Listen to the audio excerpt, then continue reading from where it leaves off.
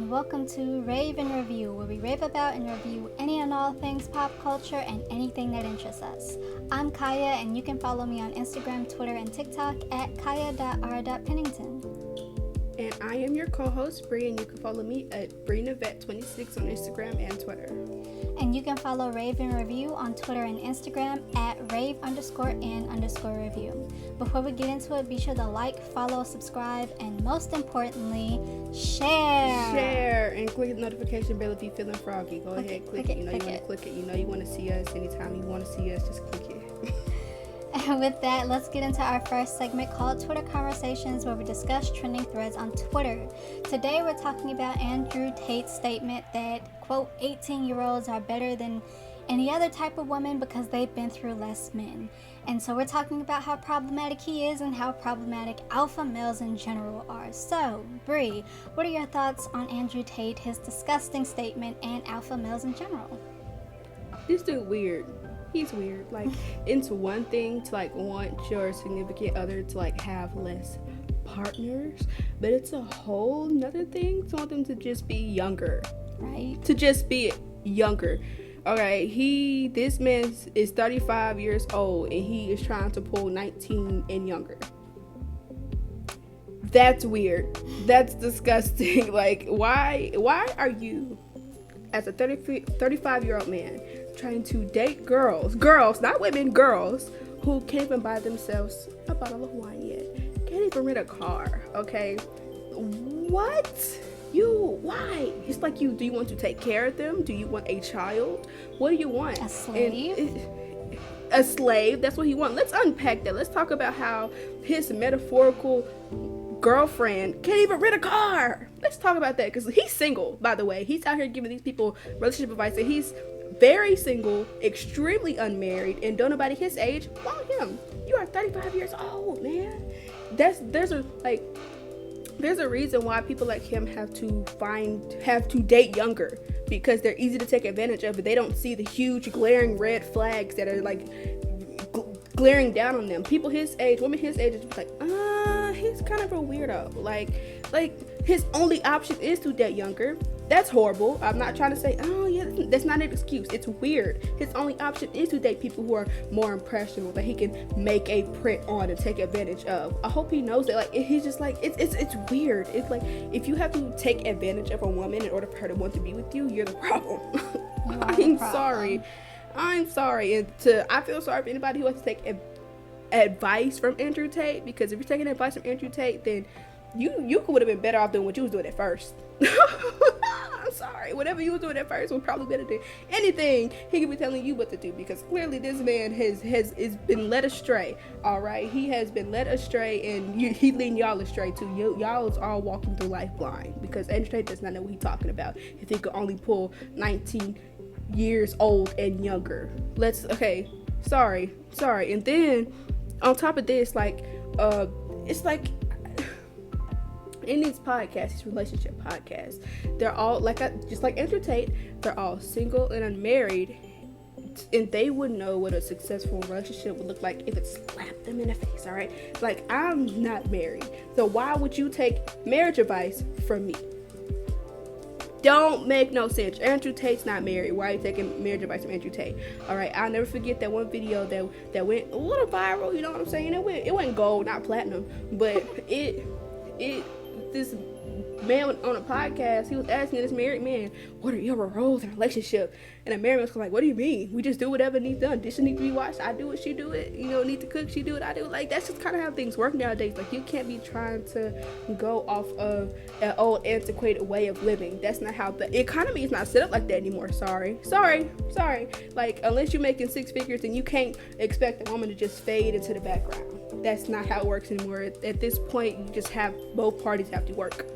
And it's always been like that for black women. Sorry. That's just how it is. And Andrew Tate doesn't want a wife. He wants a mother. Borderline, he wants a slave. Okay, he wants a slave who does whatever he wants for no particular reason. Because it's not like he's a catch, right? Like, you just want them to jump at whatever you say or do just because you're you. Sorry, sir, you're bald. Womp.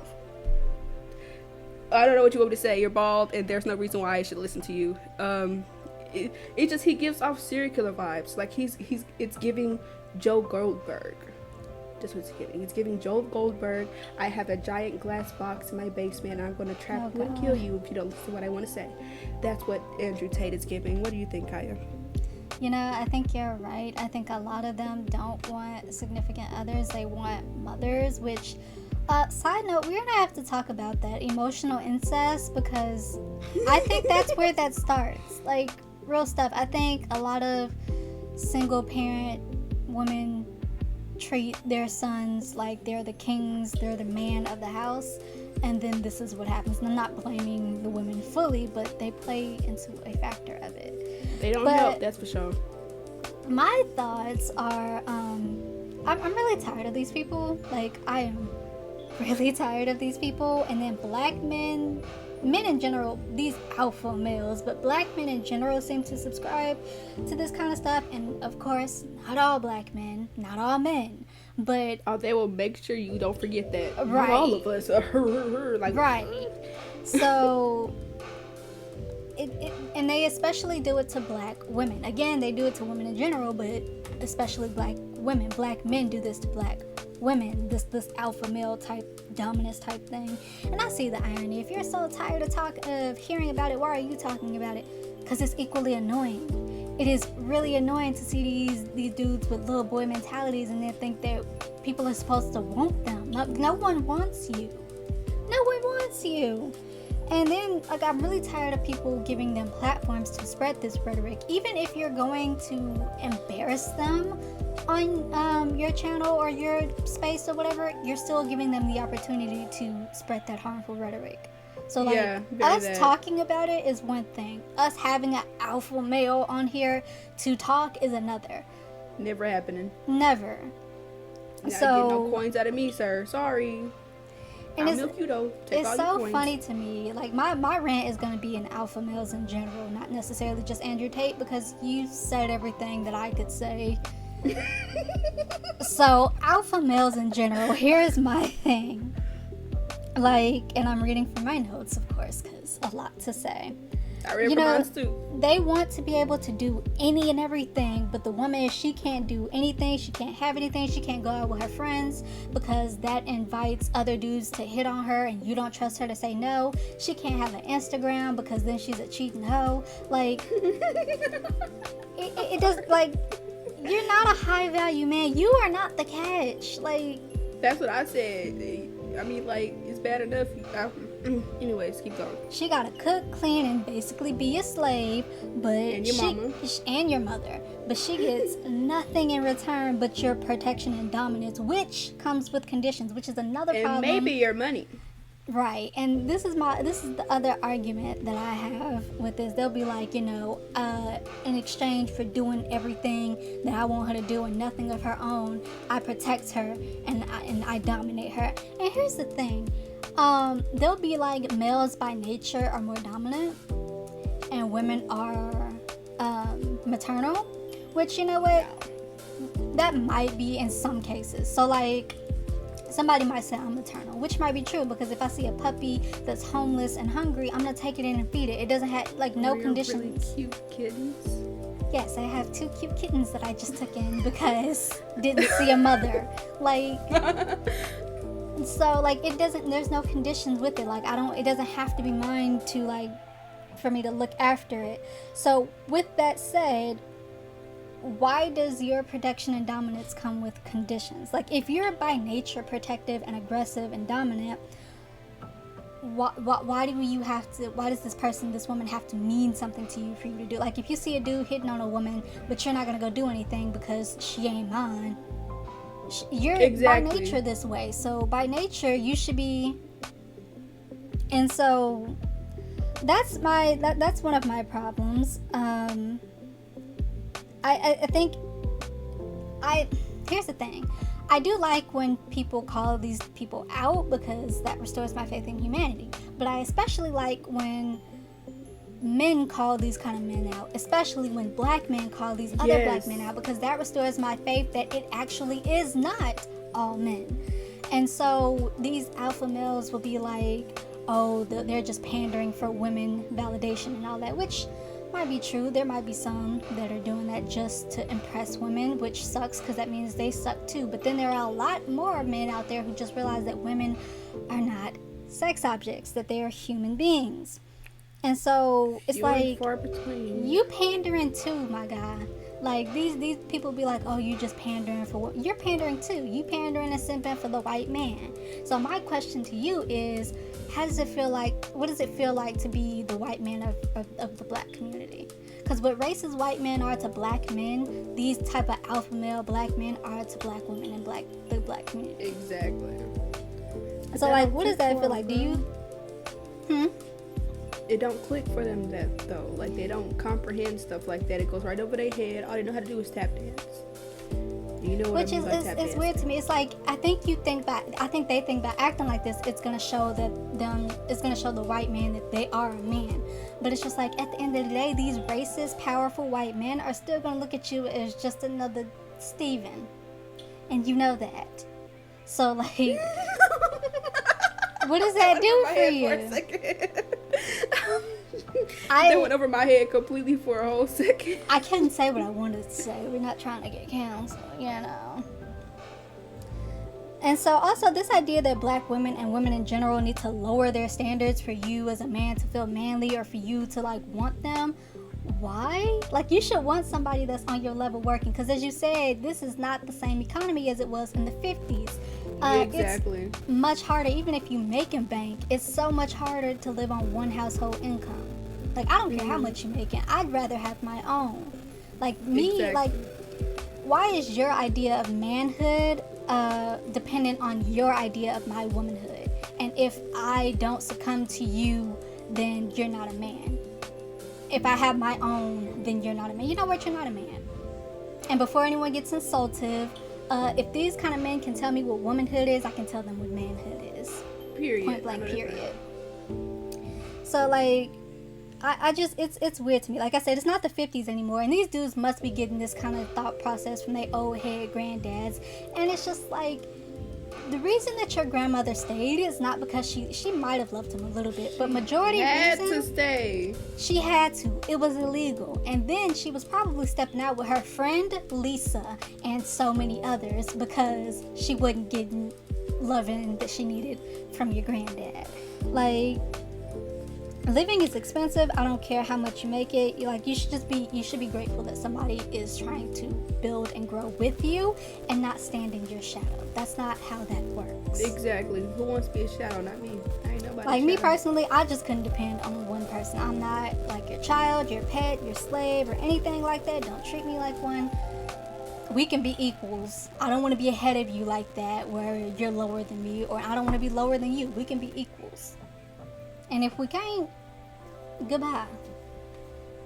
Bye. Just like Which, that. side note, another thing we have to talk about is, you know what? I'll tell you later.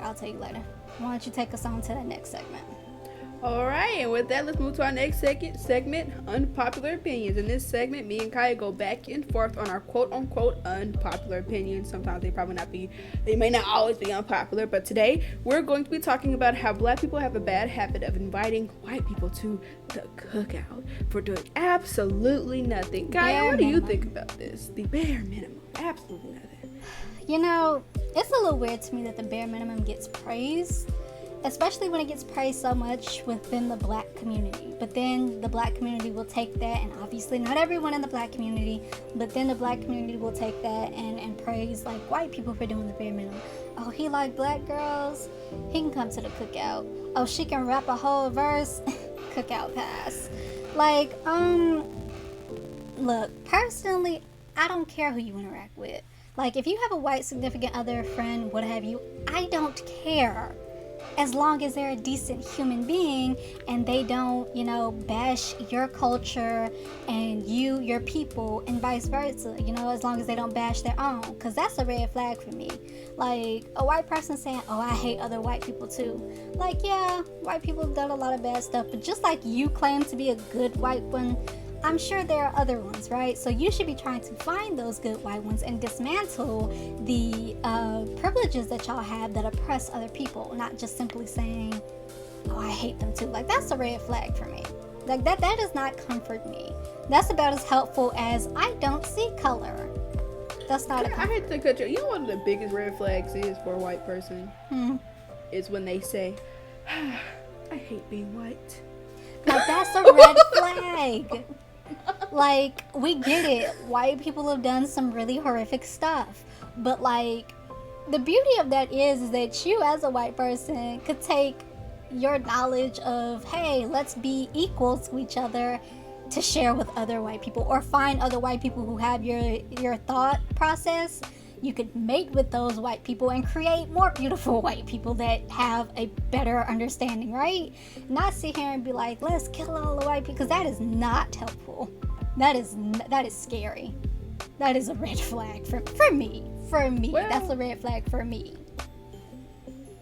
And so, all I gotta say is, I know you've never seen anime before, but I think Eren Yeager had the right idea.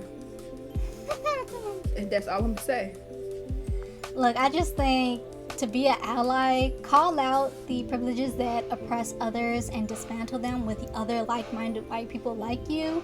And then you get, like, them knowing how to properly use AAVE does not make them cool and a cookout pass.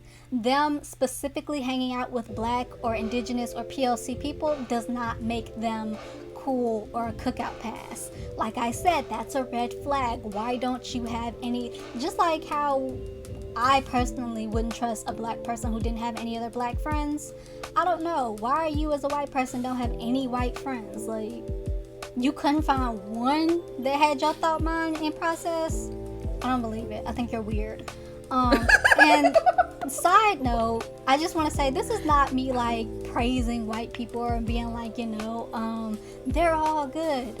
Like I said, they've done some horrific stuff, but I do believe that we as a society can move forward. But it has to start with them, since they have the power. So you have to go find those other like-minded people and be like, hey, let's dismantle this stuff, right? Not just be like, oh, I hate them too. But side note, there was a video that's swirling around TikTok of a little white girl who was crying because she was like, I want to have the braids like the beautiful brown women. And her mother was like, no, that's not appropriate. And so she started crying on the internet, little white woman tears, white girl tears.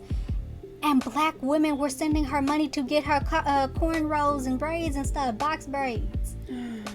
That doesn't make this girl cool because she said, oh, they were so beautiful on black women that now I want them too. Because when she gets older and starts doing this, then you're going to have a problem with it. That probably be hair. Her hair going to fall right out. Our hairstyles is not meant for the hair. It's just going to fall right on the floor. I'm sorry. So, like, stop praising the bare minimum and handing out cookout passes and start looking for action, real action, seeing how they are using their privileges to help benefit the oppressed. And then, maybe they can come to cookout for a little bit. Maybe. That's just me. That's how I don't bring nobody's plate. Please keep your potato salad at home. Anyways, but what about you? What are your thoughts? All I gotta say is it don't take much. Like, all they gotta do is do a little dance, a little jig, sing a little Tupac lyric, the video goes viral, and they're just like, woo, come to the cookout, girl, and then they get canceled because they're, they tweeted the N-word, they said the wrong word, Look made for me action. angry, and then they uninvited and canceled, and it's just like, oh, well, y'all, you could, like, what do you expect? You can't just sit up and they do one small little thing that's a little bit black and you just invite them to the cookout. Please work harder. Make them work harder, okay? Like, I'm tired. Like, y'all not tired yet? Y'all not tired of inviting people and then uninviting? Y'all ain't run out of paper. Y'all ain't run out of invitation cards. Okay, y'all just throwing them in the trash. Like, please stop. Just because you're attracted to somebody from a different race does not mean they welcome to the cookout. That'll make you cool. That'll make them cool. It just makes you, I don't know, happy. If they make you happy, that's fine. But that don't mean they gotta come to the cookout, right? Do they have to come? Like, Leave them at home. They're not welcome. We're gonna make sure they don't get the ribs. They not gonna get none of the good stuff. We don't want them there. All right. At this point, we need a paper bag test for the cookout. At this point, and it just a little backwards. Cause you know what the paper bag test was. I know what the paper bag test was. I just mean backwards. You know what I mean? The darkest line. Anyways, I'm just tired of how easy it is for black people to like accept whiteness into our culture. We need to gatekeep more. Like, we have such beautiful culture that's full of layers. Like, the more you look into it, the more beautiful it is, and yet here you are just handing our oppressor all of our recipes. Please stop. It doesn't make any sense, because all they're gonna do is share it and gentrify it like they've been doing for the last century or two. Decades, century, millennia. That's what all they know how to do. They take it and they make it to a brand or a business, and all it does is affect us in a negative way. We lose. We don't win, we lose.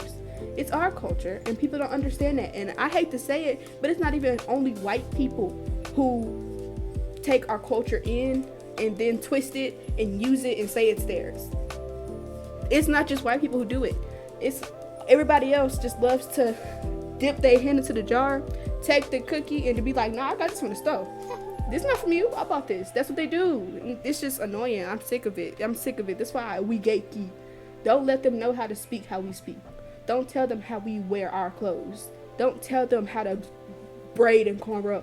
I never forget, in high school, for Black History Month, the cosmetology school taught them girls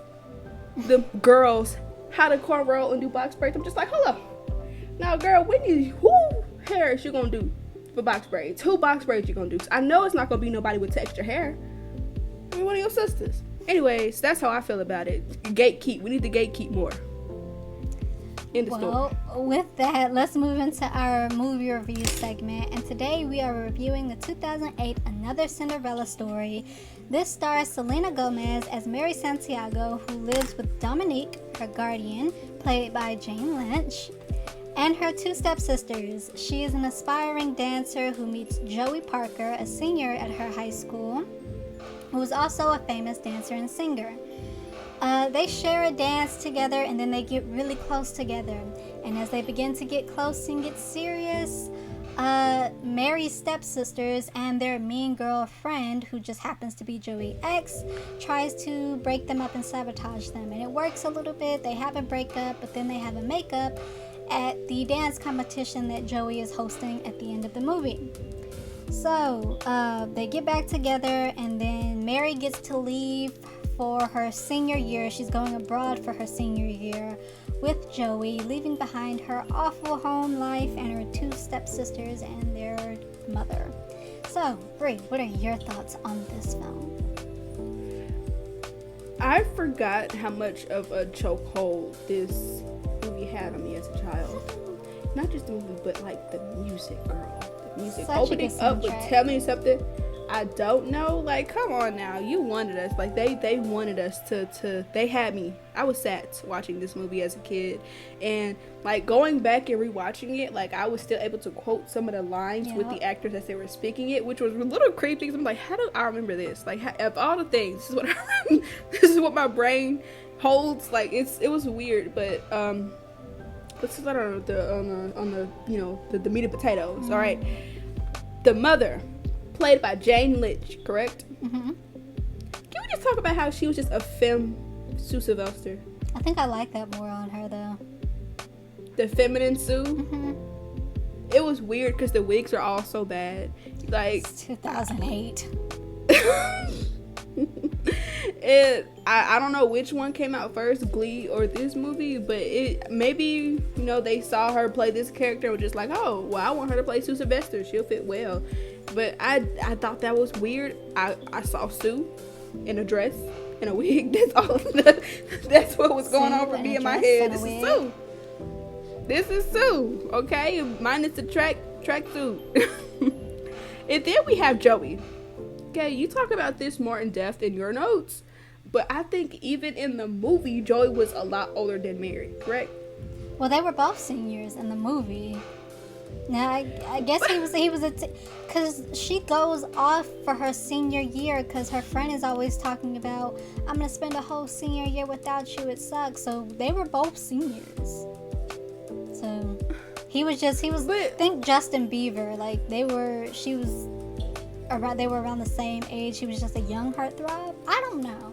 But they were both seniors. That confused me. I was a kid. I'm just like, so how was she holding up a magazine? Because in the magazine, he looks older than her. And the so magazine, like, that's a goof. Because in the magazine, he's the same age. Not as her, but like as he is now. So that's a goof.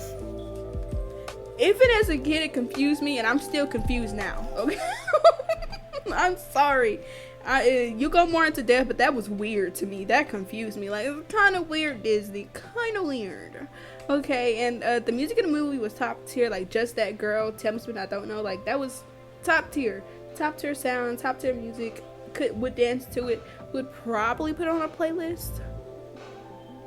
On a Disney playlist, specifically. On a Disney playlist, throwbacks, you know. And you also talk about, Sky, about the token black friend. Like I said, you go more into depth into it. I recently just watched the movie, like 20 minutes ago. I watched the movie, and I was like, hold on, because both main characters both have black friends who coincidentally end up dating each other. And I'm gonna be honest, that couple was cuter than Joey and Mary. Way cuter, more dynamic, better characters, better personalities. I don't know if it's an actor thing, a writing thing, or what. But they had. I would rather watch them. I want to watch a movie about them too. Bring it back, reboot, please. Thank you. I love their characters, really cool, but the token black character thing, like, it's also kind of weird, Disney, kind of weird. Alright, and of course it's a movie made for preteens that's obviously based on a classic tale of Cinderella, so I don't expect it to have, like, a top tier plot, because clearly it's already mapped out for them. You know what I'm saying? The plot is mapped out. They just had to find a way to, fit it into modern day times for the script. So I'm not gonna really brag on them for, the weird character development and stuff like that. It was weird. It wasn't the best. You know what I mean? Do you agree? Am I crazy? For me, so let me start with the cons first. They were 10 years apart, Selena Gomez and Joey Seeley, who played Joey Parker. I'm sorry, Drew Seeley, who played Joey Parker. I knew something was weird. Something was And so I think Gomez was like 14 or 15, which means he was like 24 or 25. And it's like, that makes me really uncomfortable. They kissed in the movie, right? Huh? Did they kiss at the end? At the end, yep. And you can be like, oh, they're actors, they're doing what they're supposed to do. But like, no. Like, as an aspiring actress, I genuinely hope I'm never put in a situation like this where I have to kiss somebody who's insanely younger than me, because I'd be out of a job. Because, like, it makes me uncomfortable. Like, I get a little uncomfortable with films like this. Like, that 2013 Romeo and Juliet, I watched that in 8th grade. For anyone who had that 8th grade AP history class with Mr. Vampire, you know what I'm talking about. Mr. Vampire? I can't say his name, but he was Mr. Vampire. I remember him. But we watched that, and I liked it. It didn't have great reviews, but I liked it. And then I found out that it was a 5-year difference between Haley Steinfeld and Douglas Booth, where she was like 14 or 15, and he was in his 20s. And there's a lot more than a kiss that happens in that film. Like, it insinuates that they have, they do the deed. And so it just makes me a little uncomfortable. Like, and then that whole tango scene at the dance in Another Cinderella Story would have been a lot cuter if I didn't know their ages. Like, there were so many cute... It was fun to watch as a kid. As a kid, there were so many fun, cute moments, and then I realized their age, and I'm like, oh. I hate to cut you off, but there's something I left out in my notes that I meant to say. It makes the movie even weirder, okay? Like you said. Throughout the entire movie, they kind of dropped weird innuendos throughout. I'm just like, hold on, who wrote this script? You know what I mean? Like, hold on. Like, of course it goes over your head as a kid, but now I'm just like, hold on. You said he what now? You said do what now? Like, it's not funny considering the age gap for these people. Like that whole scene where they're cleaning the house and they're laying on her bed and he's leaning over her. It's like, yeah, that's cute, but then you're like, oh, no, it's not, because, like, he's in his 20s. She's a 15-year. Whew. So it made me a little uncomfortable. And then there are the token black friends like Dustin, who's Joey's friend, and Tammy, who was Mary's friend. And it's also one of those not like other girl films, but that's the point of Cinderella, that she's not like other girls. So there's that. Kind of is though. Huh? Cinderella kind of is like the other girls because she wants to be like the other girls. She wants the dress. She wants the shoes. Did she, or did she just want to get away from home? Nah, she wanted that dress, girl. She wanted it. She asked fairy godmother for that dress and them shoes, and she got it. And she wanted to be a princess. She wanted to be like the other girls, so she wasn't that different. Okay. Well, those are my cons. Now my pros. As you said, the soundtrack is a banger. Something I don't know, Just That Girl classic. The soundtrack is a banger. Could listen to it till this day. Like, who would it's have thought great. that Selena Gomez can make good music? What? Girl, shut up. Anyway, Jane Lynch, you know, she was funny to watch. Like I said, I don't really care for her as Sue because it's just so absurd what Sue does. But here, it was toned down, so it was a little funny to me. So the token black friends. So Dustin, even though he was kind of a token black friend, at the same time was not, because he was a dancer and we saw that. Tammy was she wanted to be a fashion person, so we saw her do that. We saw her design their dresses, so they had their own aspirations. So somewhat a token black friend, but not really. Again, this is kind of like a not like other girls thing, that Cinderella is, you know, that's the point of Cinderella, but at the same time it wasn't, because instead of waiting for Prince Charming to save her, Mary had her own goals. She was an aspiring dancer, and she had her own way of getting there. Joey helping her in the end was just a technicality. So like I said, Dustin was funny even though he was somewhat of a token black friend. Tammy was funny even though she was somewhat of a token black friend, but they had their own aspirations, so I don't know where you lay on that, somewhere in the middle. The stepsisters were funny. They were funny. They were funny. So the movie was decent outside of the Rodgers and Hammerstein Cinderella. Another Cinderella Story was probably one of my favorites, but now I'm not sure how to feel about it, given that I know the age difference and the specific ages of them at the time. It's a little weird, so I don't know how I feel about that. So maybe a 6.5 out of 10 to a 7 out of 10. I'll give it a 7. Okay. I'm on the 8, but a 7. Whole lot of points taken out for the weird stuff, you know. All right, and with that, let's move into our last segment of the day, which is What's in the Headlines, where we rave and review about celebrity news and gossip. And today we'll be talking about Viola Davis, who has been casted as the villain in the upcoming Hunger Games prequel, Tom Holland announcing his break from social media, and Ezra Miller apologizing for their recent behavior.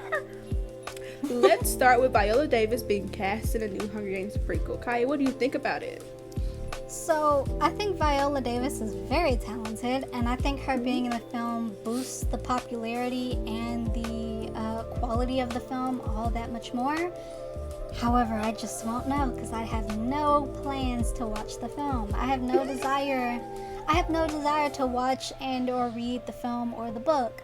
My love of the Hunger Games will stay within the 3-book, 4-movie franchise, only to ever be revived every November for a Hunger Games marathon. But that's where it's at for me. Like with each other one day.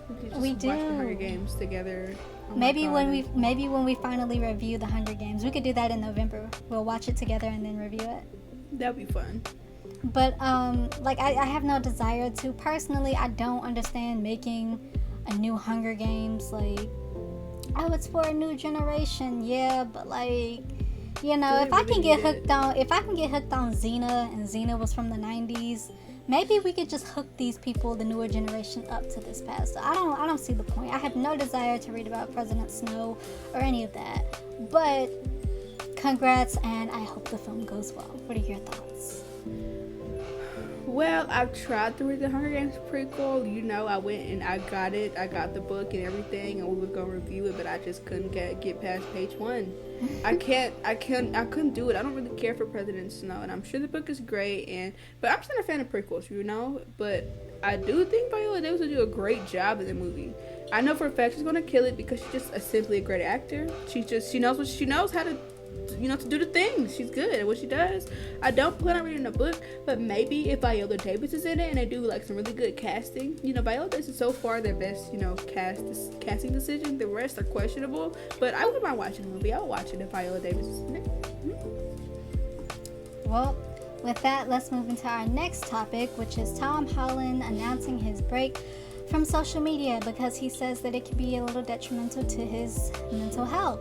So, Bree, what are your thoughts on that? I myself have to take occasional mental health breaks sometimes from social media. It's just a freak of nature, alright? Humans were not made to take in so information and so many opinions at one time in the first place. Most people need breaks so we can, have a moment to touch some grass. You know what I'm saying? And I can imagine what it would be like for a celebrity because it's way worse. People have a really bad habit of dehumanizing celebrities and thinking that they don't see the stuff they post. Yes, Tom Holland did see the post of you saying he's a bad Spider-Man. Is he a bad Spider-Man? I think he's a great Spider-Man. But you just ruined his confidence, okay? You hurt his feelings. People don't understand that you're probably hurting these celebrities' feelings, and when they do things like take breaks or snap back or have an opinion back, they're like, oh, how could you? Because you kind of mess with them. I mean, actions have reactions. That's kind of how it works. Should have been talking mess. Yeah, you should have been talking and if you wouldn't say it to somebody in real life, then don't type it. End of story. Be nice to people. It's not that hard. It's really not that hard. It's really not. It's not. People just use social media as a way to be mean to others on purpose because they too scared to say it in real life, so they say it in their little typey type. They don't want to say it in real life. Be nice to celebrities too, not just to others, but to celebrities. What do you think, Kaya? So, I talked about how we need to start humanizing celebrities 2 episodes ago, and I stand on that. Like, yes, we all have our right to opinions, but not every opinion needs to be spoken aloud or on a public platform. Even here on our show, we try to dial back some of the stuff that we say because we know that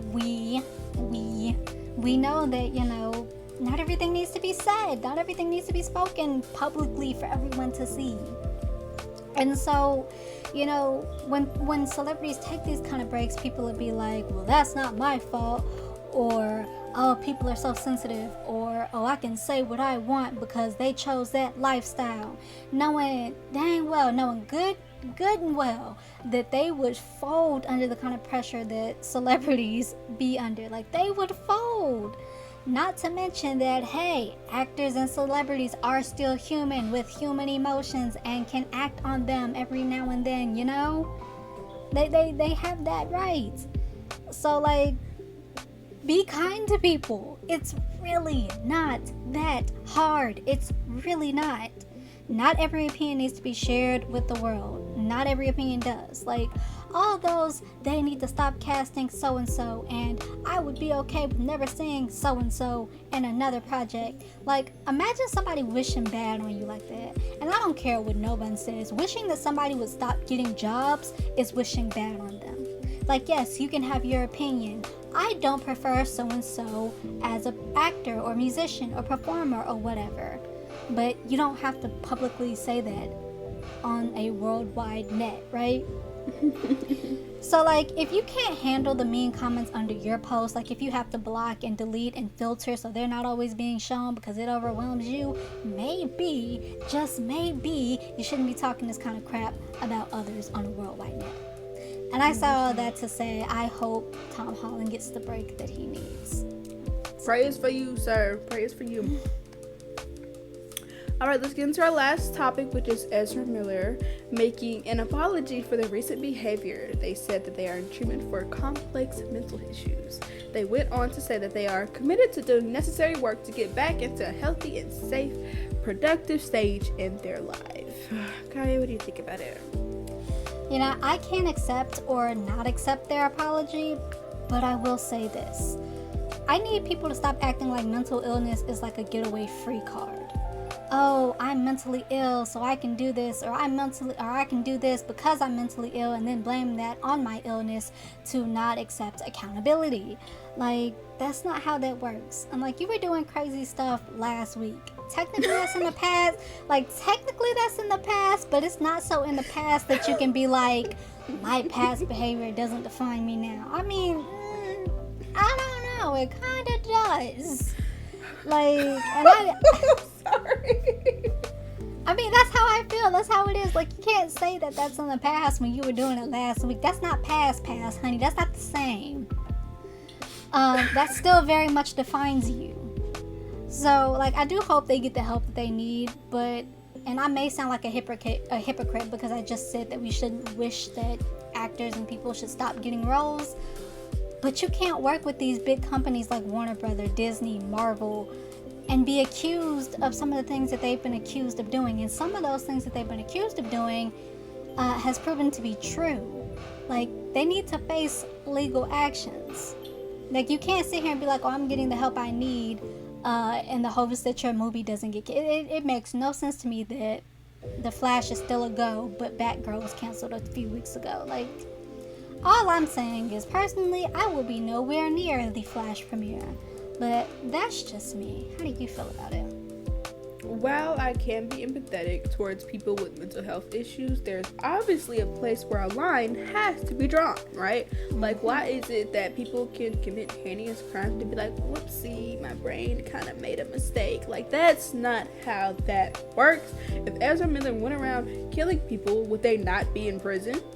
Right. They just can't say, oh, he's insane. Oh, sorry, they're insane.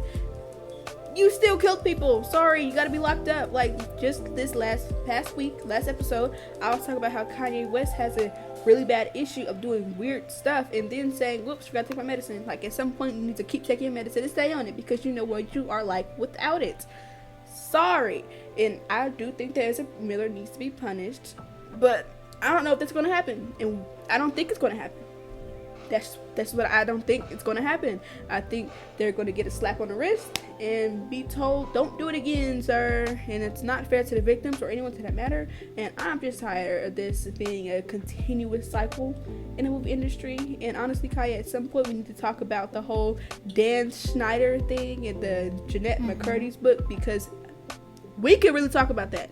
Like, the movie industry is weird in general. Going back to the Cinderella movie, that was weird. We didn't know about that, but it's weird now. And a lot of stuff went over our head as children, and even some adults' head, because of course they're not gonna know. But, like, I'm tired of people getting away with stuff just because they're famous and rich. Sick of it. Sick of it. Sick of it. Well, and with that, that's what's in the headlines, and that's our show. Thanks for listening and watching. If you like our content, be sure to like our content. Share with all of your friends and family. That helps us a lot. Leave a comment down below on any of our segments. Tell us what you think or anything you'd like to see more of. Be respectful, but that also helps a lot.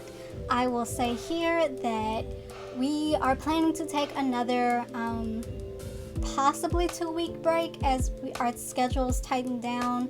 We have to figure out our new recording time. We hope to not leave you guys hanging for too long. If after 2 weeks we can't do it together, or hopefully the hope is that both of us will be able to get back to you after 2 weeks. So with that said, please do share, click the notification bell. And thanks for watching. Thanks for listening. We'll see you next time. Bye, y'all. See y'all maybe in 2 weeks. Bye.